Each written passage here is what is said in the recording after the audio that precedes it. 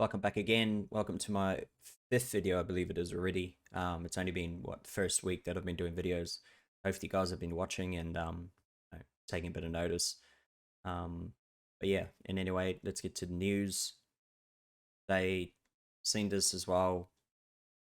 So the new ABS data released over COVID-19 deaths in Australia. So it's pretty much just explaining how they've been lying and making the COVID death seem much, much worse than what it actually is. But let's get into it. Let them explain it. More than 91% of COVID-19 deaths recorded in Australia have occurred in people who have had one or more health issues.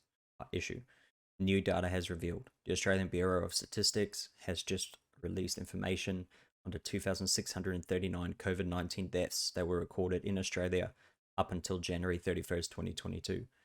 However, the ABS has warned more deaths for the period is still expected to be recorded for December 21st, 2021 and January 2022.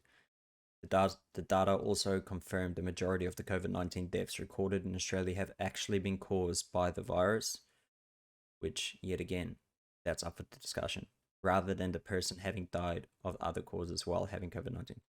However, the majority of people who died because of the virus also had other health issues. So you had to kind of try and pull it back there a little bit as well. Only 83 of the 2,639 COVID-19 related deaths recorded across the country were in people whose deaths were not caused by them having the virus. These people died of other conditions such as cancer while they were testing positive to COVID-19. So if you died from cancer while testing positive to COVID, you'd be put down as a COVID death. I also believe in America they found studies where hospitals are putting, let's say someone got stabbed and they end up bleeding out in the hospital, they get put down as a COVID death as long as they're, COVID positive at the time. And I think our governments, American government, our government, and quite a few around the world incentivized this. So if you get a COVID death at yours, or the more COVID cases, you get more money from the government. So, a bit stupid. The virus was not cited as a direct cause of the decline in health. Wow. Okay, that's massive. So I'll read it again. The virus was not cited as a direct cause to their decline in health. Of the 2,556 deaths that were due to COVID-19, 20 were due to long-term effects of COVID-19, which are also referred to as long COVID. Only 220 of the 2,556 deaths caused by COVID-19 had just the virus listed on a death certificate. Most deaths due to COVID-19, 91.4%, had other conditions listed, with the average person who died having 2.7 other diseases and conditions certified alongside the virus. Man, it's like, I don't know about anyone else, but I don't think I have any chronic diseases or any diseases at all, let alone on average 2.7. So you could imagine someone might have like 6 or 7 and they'll still blame it just straight on COVID. A total of 69.5% of the deaths caused by COVID-19, 1,776 of them were in people with pre-existing chronic conditions. Pre-existing chronic conditions are known to increase the risk of COVID-19 implications, therefore increase the risk of death. And like we all know, so ridiculous, the mainstream media fear-mongering us the whole time while this was going on. They need to be held accountable somehow. I mean, the studies are there. They were just hiding all the evidence anyway. So most of us already knew this, who kind of, watch the mainstream and also watch other news as well, instead of just obviously one side of the story. It's just ridiculous how they would just every night, this many deaths, this many COVID deaths, this many COVID deaths. And now we find out that most of them weren't even probably like mainly caused by COVID, which is insane. Has to be one of the biggest lies in history. Chronic cardiac conditions were the most common pre-existing chronic condition, present in 35.8% of the 1,776 deaths. Dementia was present in 30%, diabetes was present in 20.6%, so 35.8%. Dementia was 30%, diabetes was 20%. The type of comorbidities was commonly present in Australia. Deaths due to COVID-19 were consistent with those around the world according to ABS, so every country. every country's mainstream media control them. The demographic of the people who died, more males than females died of COVID-19. That's sexist. This is a sexist disease. Who's going to be held accountable? With 1,428 deaths, I'm just joking, by the way, with 1,428 deaths in males compared to 1,128 in females. The median age of those who died was 83 years old. 81 for males, 86 for females. I mean, dude, how many people I know that were like freaking out around 30, etc.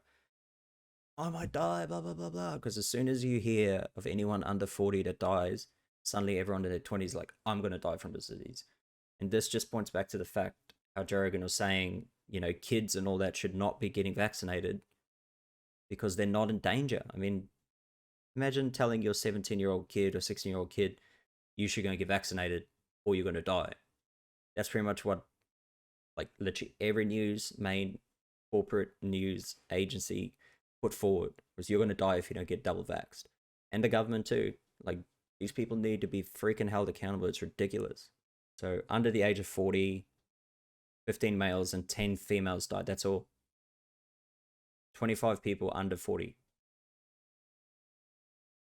The majority of registered deaths due to COVID-19 up until January 31st occurred in Victoria, where 1,557 died of COVID. COVID-19 deaths recorded in Australia made up about 1% of the deaths registered by the ABS during the pandemic period. The information gathered from Australia COVID-19 deaths is said to be quite different when more deaths from this month, January, are reported, particularly regarding locations of the deaths. For example, the data used by the ABS does not include any COVID-19 deaths in Northern Territory, but of January 16, 10 COVID-19 deaths have occurred in the jurisdiction. Just shows you, yet again, there's no saying, you know, people messed up. They lied. Like, even me just trying to find news articles from last year or the year before, you know, from the main corporate news here, like 9 News, 7 News in Australia.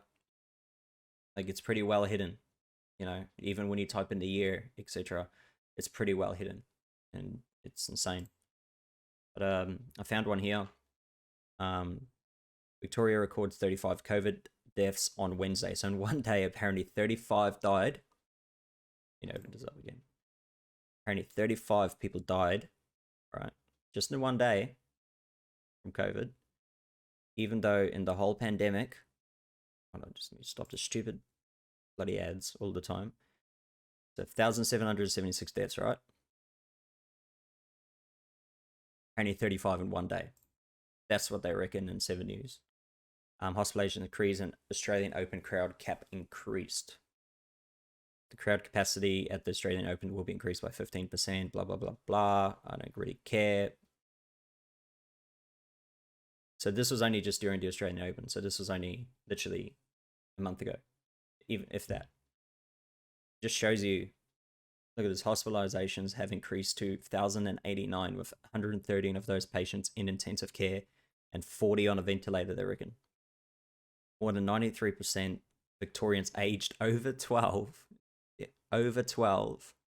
have now been 2 doses of COVID-19 vaccine. 32% have had 3 doses. So a third of anyone over 12 in Victoria is at 3 doses.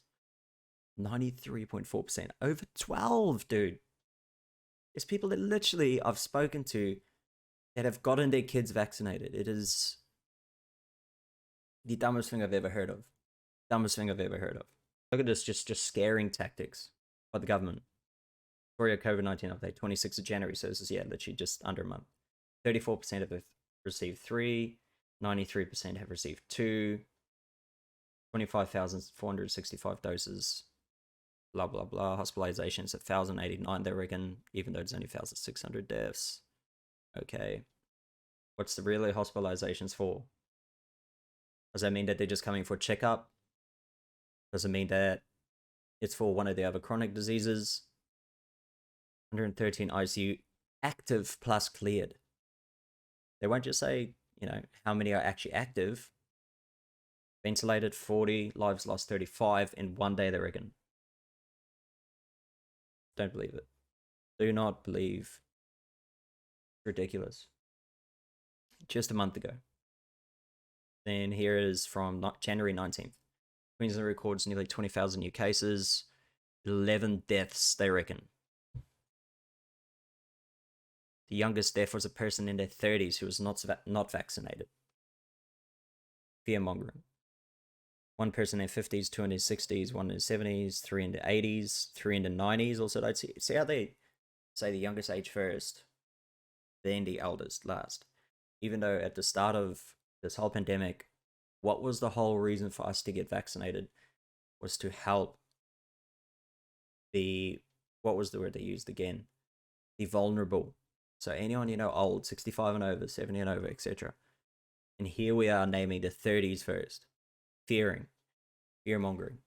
It's just crazy how they can, they just show these different parts to like such an article, just to put that fear in someone and then go to the 80s and stuff. No one cares anymore about those people, where it should be the other way around, in my opinion. Premier Anastasia Palaszczuk urged those due to their booster to come forward and get it. No. Scrapped for vaccinated international travel, even though now we are opening up traveling to overseas people who are double vaxxed, which in my opinion is very, very good. We're finally moving forward. Finally. Hallelujah. I think that they need to stop these mandates now. You're still got to be double vaxxed to go into a restaurant. You're still going to be double vaxxed to go into a pub. You're still got to be double vaxxed to go into a lot of places. And I mean, it's frankly stupid. There's no more evidence to suggest that it's actually effective against this variant. And I'll bring up a couple of articles just to see, just kind of show if it is against this variant it was made for. I'll be back. All right, here we go. So I found pretty much the first click I did that was not obviously paid for. Theconversation.com, how effective are they? They're saying, what about the Omicron variant? The preliminary data about Omicron and vaccines is coming in quickly and is revealing lower vaccine effectiveness. Best estimates suggest vaccines are around 30-40% effective at preventing infections and 70% effective at preventing severe disease. A preprint study, one not formally reviewed by scientists yet, that's conducted in Germany found the antibodies and blood collected from people fully vaccinated with Moderna and Pfizer showed reduced efficacy in neutralizing the Omicron variant. Other small preprint studies in South Africa, England showed a significant decrease in how well antibodies target the Omicron variant. More breakthrough infections are expected with decreased immunity system ability to recognize Omicron compared with other variants. Yet again, why do we still have to get vaccinated? Victoria right now, they want to mandate obviously a booster as well. So to be able to go to a pub, etc., you need to have a booster. If you want to be a nurse down there, you've got to have a booster. If you want to be a nurse even in Queensland, I'm pretty sure you have to have a booster soon, I believe. And it's crazy. Like when are they just going to say, all right, this vaccine doesn't do anything for this. We're going to stop like literally forcing people to get a medical, injection just for our sake. But I mean, that's up to you to decide for yourself. I mean, go see a doctor, go ask your doctor. Don't just listen to me, but just out of all my research that I've done over the years, etc. I already knew this a long time ago. But, most people are finally seeing what it is actually going on. But let me know what you think in the comments. Leave a like, subscribe if you want to see more. And yeah, hopefully one day we'll be able to just walk around freely without having to worry about anything anymore. But thanks for watching. I'll see you guys in the next one.